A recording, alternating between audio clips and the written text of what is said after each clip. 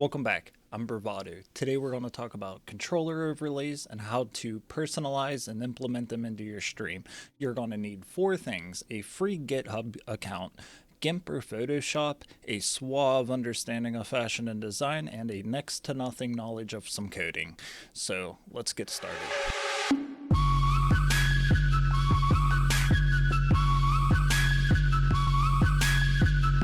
Okay, so the first thing you're going to want to do is go to a website called GamePadViewer.com. When you first enter the website, it's going to look like this. The controller that you have connected to your computer, give it a little wiggle. Then come up here to none, select player one. They have a selection of controllers. Xbox One, 360, PS3, PS4, GameCube, a fight pad, arcade buttons, and a Super Nintendo controller.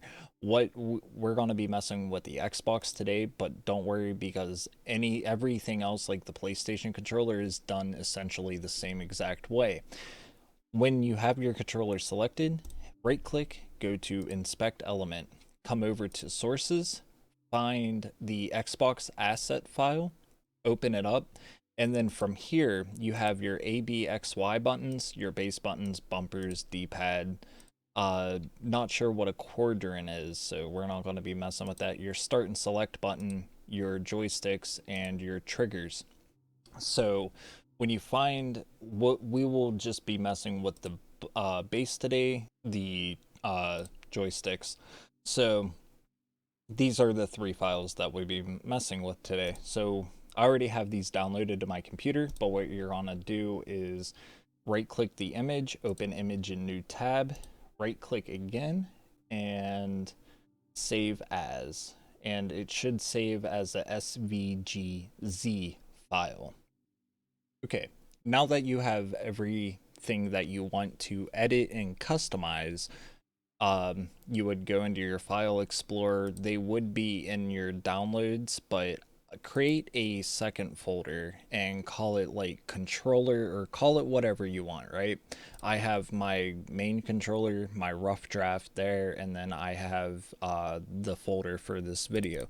So we're going to double click there. As I said, we're messing with the base, the bumper, the D-pad, and the sticks. So once you have these files, once you find your files and you have them in a folder, we are going to jump into GIMP. Okay, now that we're into GIMP, we are going to go to File and Open. Again, I have a more in-depth tutorial about GIMP, or rather on like our thumbnail video on how to like really work this. But if you're already experienced with GIMP, then you're in the right place. If you want to play around and learn about GIMP, then go check out that video. But for now, we are going to go to our picture folder. And we are going to select show all files because this is in a folder. We're going to go to fresh test because that's where it is. And we are going to mess with the base first. Okay, so we double click base, and then down at the resolution, we want to set that to 75 resolution, not 574. And then just leave everything else as is and hit OK. This is our controller. We are going to duplicate this image because what we're going to do with the top layer is we are going to cut out these buttons, the joystick, and the D-pad.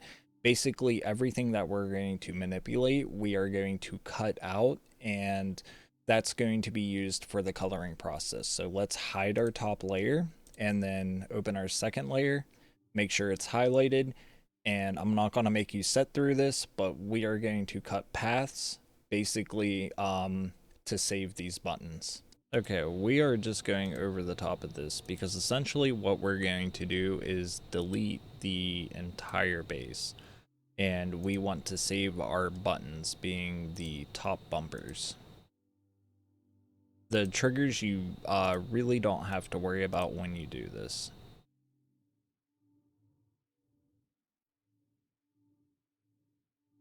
Okay, now that we have this all highlighted, the reason I outlined everything, including our top part, is because on the bottom layer, we are going to delete the base controller, all of like the controller itself. So we want to leave the buttons and we want to leave the top bumpers.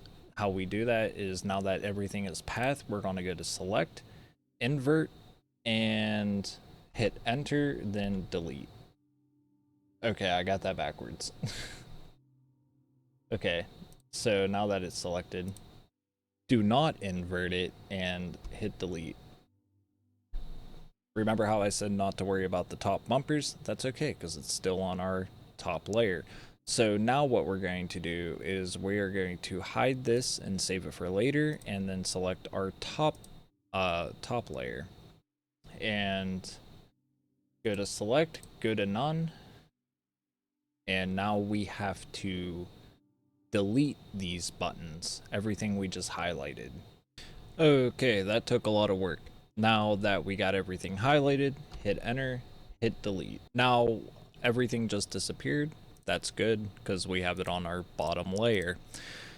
So now comes the fashion and design sense. Let's get rid of these marks. Select none. Let's get rid of those marks. Now let's start with this since it's fairly simple. I have no real plan or idea. Generally, you can just spray paint it any color you want. So yeah, make sure you have the right place highlighted. Generally, you can just spray paint it any color you want. This is a purple. Let's go ahead. Or you can add a background, and how you do that, I believe, is you go to your paint filler, go to pattern fill, and then you can just select a pattern to place. So I'm not going to bore you and you guys watch me do this, but this is going to be a controller that I will be using on my stream.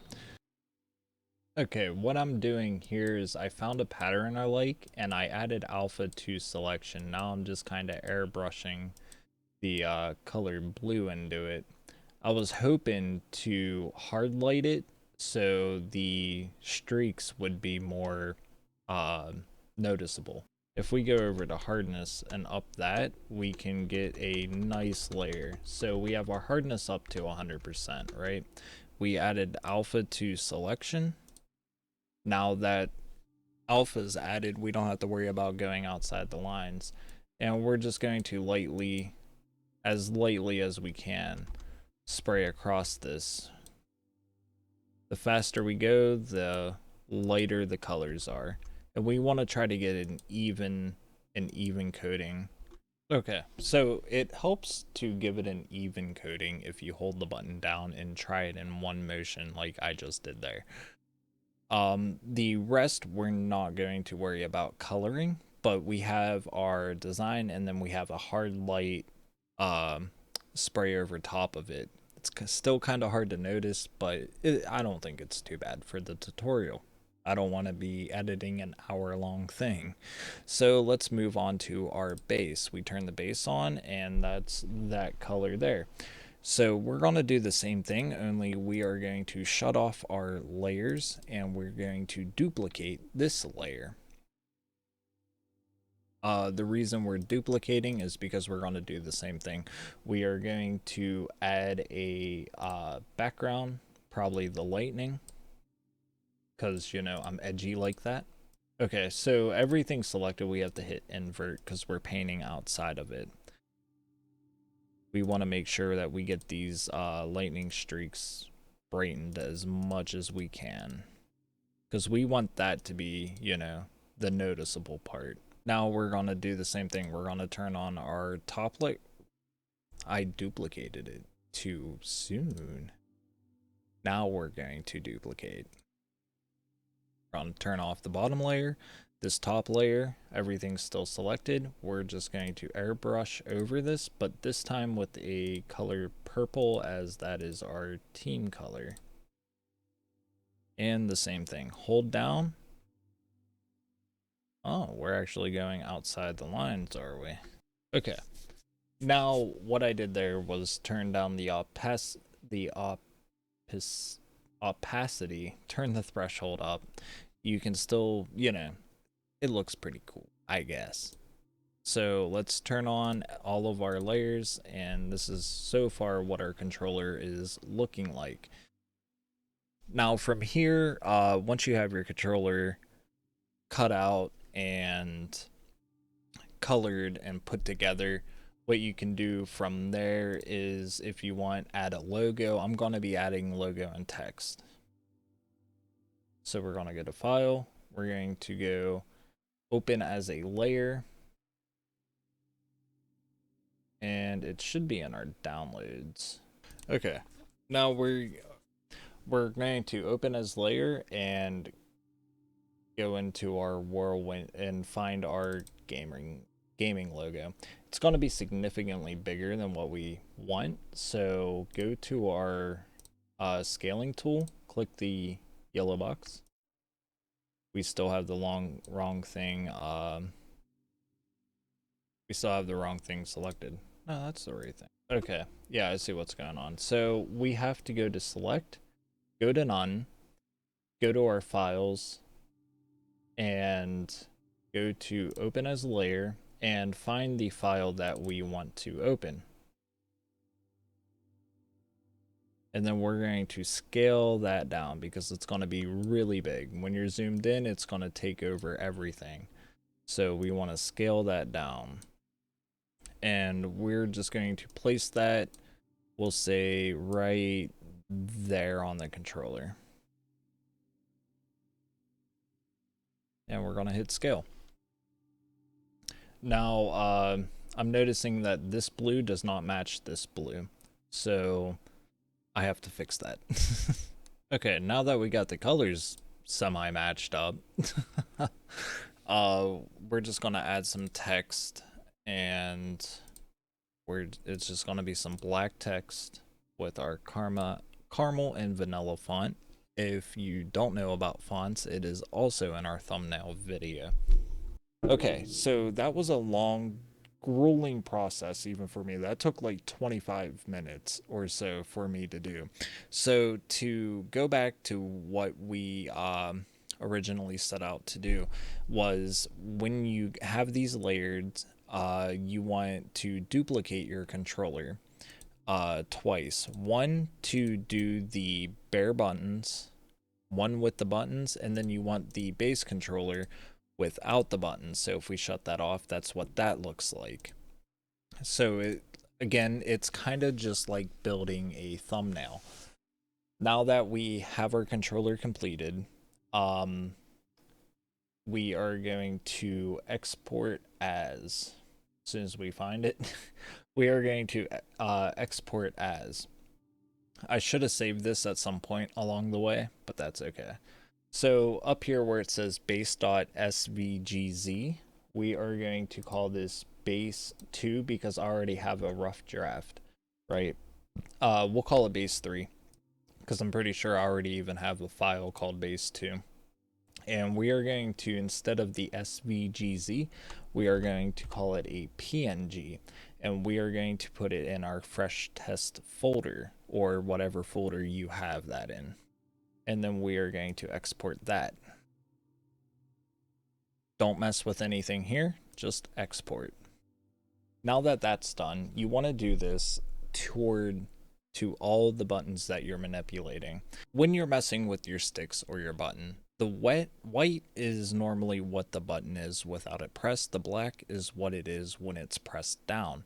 So we already have our color selected, and as blue is our secondary color, we are going to use that as the pressed down. You want to add alpha to selection, and then make sure over here with your buckets that it's filled with similar colors. And if you click and it doesn't work, you may need to invert these select, like go up here to select and click invert. And then we're just going to make one button blue, and then we are going to make the other button the purple. So the controllers or the buttons should be, maybe we should switch them. I don't know. It's not a fashion contest, right? Now that those are, we're going to do the same thing and just export. Remember, we're going to call this stick 3.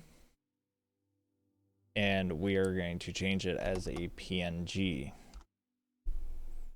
And export into our folder. And then we are going to do this basically with everything. Okay, now let's move on to the next step. Okay, now that we got everything made and edited in our Photoshop, we want to go back to our inspect element, go to sources, go to style.css, control F, and then we're going to type Xbox. And then here you'll see begin Xbox 360 controller styling, but we're using the Xbox One. So we want to scroll down until we can find the Xbox One.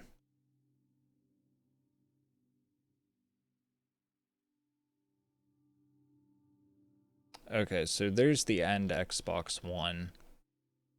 So it should be just right up here. Okay, yeah, begin Xbox One controller styling. We are going to highlight all of this until we go to the Xbox end. Make sure that you get this bracket at line 475, right? Get begin Xbox One controlling styling. Do not miss anything. Just go all the way down until you reach the end, which should be right around here. And Xbox One controller styling. Right click and copy. Now what we're going to do is go into our folder with all of our stuff here, and we're going to create a new text document. Okay, future bravado here. Past bravado is a dumbass. Now that you went into your folder and created a text document, you're going to paste that code in there. Now we are going to delete everything that we're not going to use. You guys are going to be using different things than I'm going to be using. So from this first bracket, this first space underneath this bracket, we are going to highlight everything we do not want. We're not messing with the triggers, but we are messing with the bumpers. So I'm going to delete that. When you delete your files, make sure that you only have one space in between this group of top text and whatever you're editing, right? So we're not using these quadrants. We can get rid of those. We aren't using arrows or the Xbox start button. And we are not manipulating the XY or the ABXY buttons, but we are manipulating the sticks, so we're going to get rid of that. We're going to find where that just went, make sure that there's one space in between everything, which there is, so shift enter to fix that. And we're messing with the D-pad, the face, we're not really messing with, but that's okay. We can leave the rest there. As long as you can group, and it just makes stuff easier to find. Up here, we are going to delete this text, and we are going to call it base3, and it is case sensitive, so base3.png. And our bumpers, we are open. What makes this easier is if you slide this over here to half screen, and then we open up the fresh test folder, and we can just see our files here. So we have base3, we'll have bumper3. Make sure you don't delete the brackets, and it is very important that you put PNG, or it's not going to recognize it as a file, or it's going to look for the wrong file.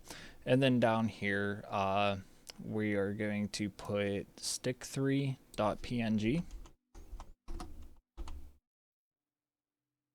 And basically any buttons that you manipulated, you want it to have the correct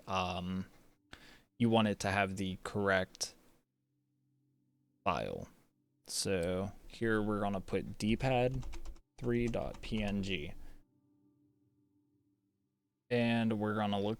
Okay, there's nothing else. So now we're gonna go to File, Save As. And from here, we're going to put controller overlay.css, and that is going to turn that into this file that you see here, the coding file. Okay, future bravado here. As I said, past bravado is kind of a dumbass. So what you're going to do is once you're in your GitHub account, you're going to go here, go to your repositories. As you see, I have a couple here. I have Bravado Test and I have a Bravado.io. Bravado Test doesn't work because that's not the same name as this one. And this doesn't work because it doesn't have GitHub in it. So you want whatever username you have, .github.io. Now we're going to click on that. And now that we're in our repositories, you see I have my rough draft here and my fresh test and you're going to want to add your files. So you go, not there, you go to add files, upload files, then you bring into your file explorer the files that you have, and you're just going to drag and drop those into here. Give it a second, and as you see, it has everything we need. But what it does not have is the CSS file. So we're going to go to choose your files, and we're going to show all files, and then we have to double click and add that CSS file by itself. Okay, once you have that folder and CSS file loaded into your repository, you're going to click on the folder you have, and then you're going to click on the controller overlay.css. Then you're going to take this link, these three brackets here, and you're going to copy that. Okay, now that you have that link copied, you're going to come back to your GamePad viewer. You're going to click on these three lines. You're going to go down to generate URL. And this is wrong. You're going to go here and go to paste. Now you have your stuff there. At the beginning of this, you're going to type https://. Then you're going to take this here, take it up here, paste it, enter, give your controller a little wiggle, and there we have it. We have our controller overlay. That was a process. That took me like 2 days to record and like almost a week to figure out. If you guys have any further technical questions, I'm going to leave the Discord to the GamePad viewer down in the description below. If you have any questions for me, make sure to join our Discord or leave a comment down in the bottom of the video about any of our past episodes. All in all, it's an awesome tool. And it's completely free. Make sure to follow me on Hover, where I do some short form content about the games we play, and check me out on Twitch, where I stream daily around 5 to 8 a.m. Eastern Standard Time, Friday through Tuesday, and Wednesday and Thursday around midnight to 8 a.m. So thanks for watching, thanks for hanging out, and thank you for clicking.